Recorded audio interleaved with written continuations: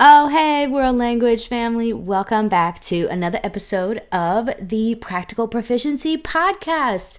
I'm your host, Devin, and we are into element number 3 of the special framework, the 10 elements of world language proficiency instruction. This framework is going to clarify for you what teaching for proficiency in your world language classroom actually looks like. So, if you are new to this, check out the intro episode where we go over what all of the 10 elements are, how it will help to clarify your journey to teach for proficiency.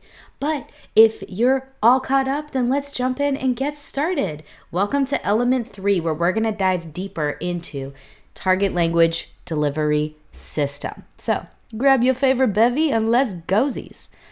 Target language delivery system is a big one. What we do in class is all about easier ways to make the target language accessible to our students. In a sentence, that's what we do.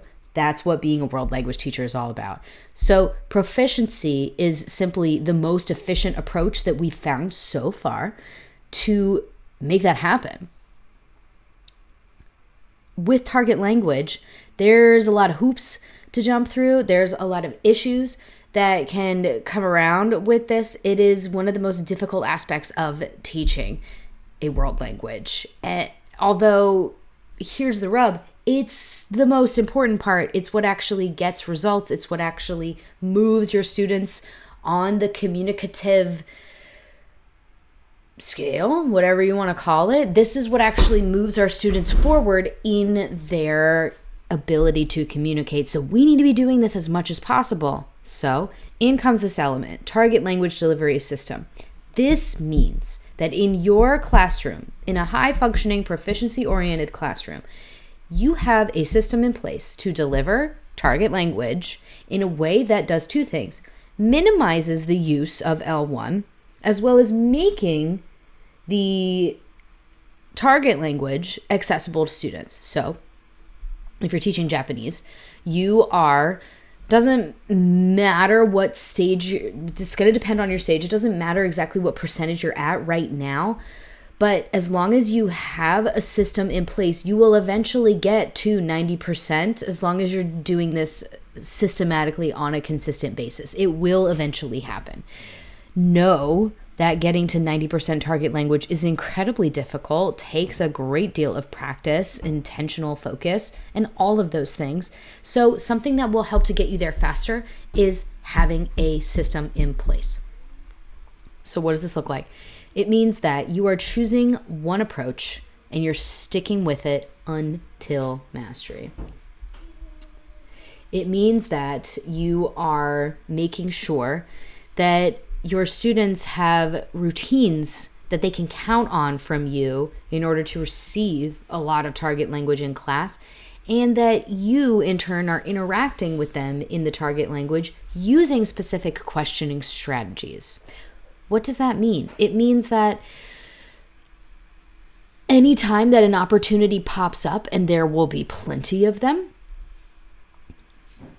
you will be questioning your students to create conversation, to make your class a conduit for conversation, but in a way that your students can access. So that looks like, instead of asking your students about, how their day is going in English, you ask about it in Japanese. And since you aren't able to get full lengthy answers out of them like you would be able to in English, you provide all the language for them in Japanese while giving them some choice. It looks like this.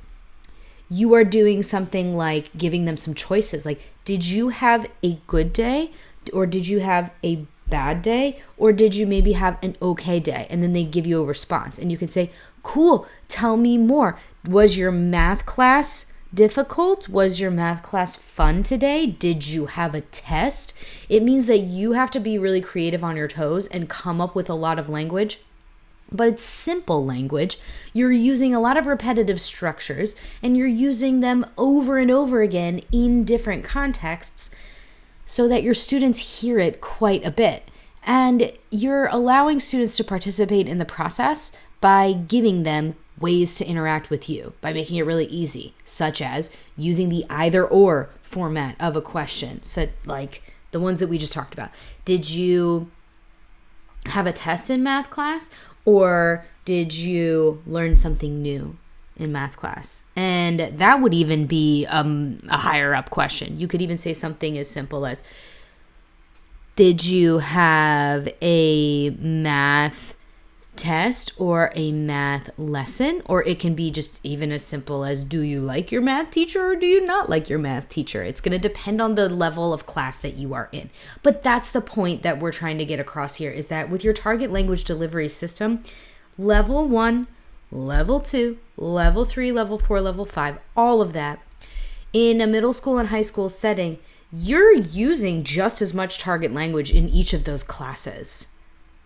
The type of language that you use is different. That's what's really hard about target language, because what usually happens is we have, in level 1, we try not to use a lot of target language to make it, it's just really hard to do. Level 2, we start to use a little bit more. Level 3, then all of a sudden we expect them to use target language all the time. And then, all kinds of problems result from that.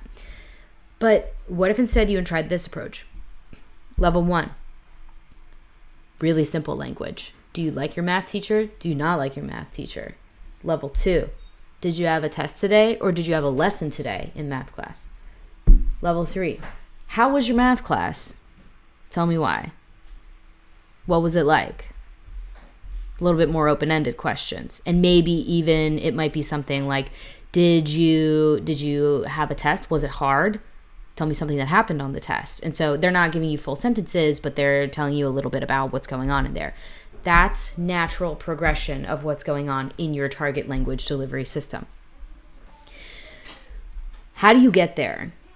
Because that's a really tall order to ask. It's very difficult to get to that point.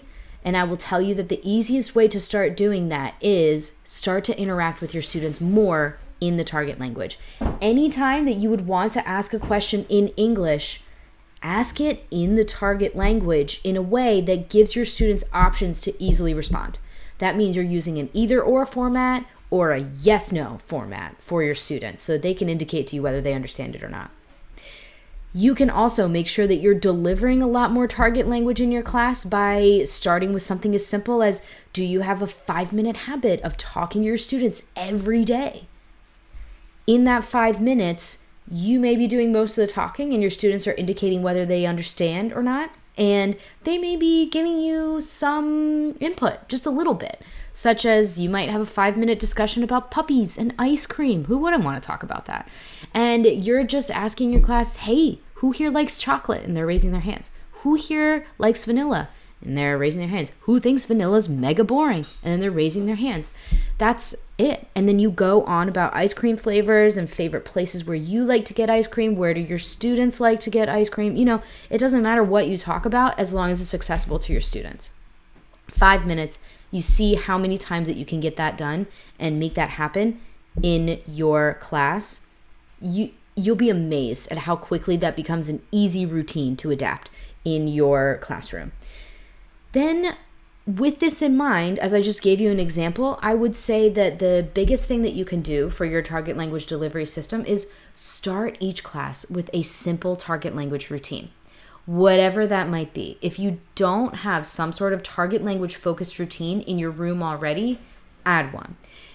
There's a myriad of options for you, and one of the best things that you can choose is the one that we just spoke about earlier of talk to your class every day for 5 minutes. Time it, see how far you can get, ask them to interact with you. And we'll be doing more of a deep dive episode on what that habit really looks like and how you can make it more interactive and more enjoyable. But for now, just start chewing on this idea of, what does your target language delivery system look like? How are you intentionally incorporating more target language in your classroom every day? 90% is really daunting for most teachers that I work with. Maybe if you've been in the classroom for longer, or if you've got more training under your belt, maybe this is something that you already do. That's awesome. Teach us your ways, please. But for most people, 90% is really hard to get to. It's a difficult goal to achieve. So try these on for size and see if this helps to move you further along that move you further along that spectrum of getting closer to your 90% goals. Because even just adding 5 minutes more a day, 1% more each day, that's going to add up a lot. All right, let me know how this episode is helping you with your target language in class. And it always helps the show to give me a rating and tell me how this podcast is helping you in your world language teaching goals. But for now, we are signing off, and you have an exciting episode waiting for you just around the bend. Get excited for element number 4. But until then, thank you so much for spending a slice of your time with me in your commute or while you're hanging out at recess or what have you. And thank you so much for being a part of this community. We'll see you in the next episode.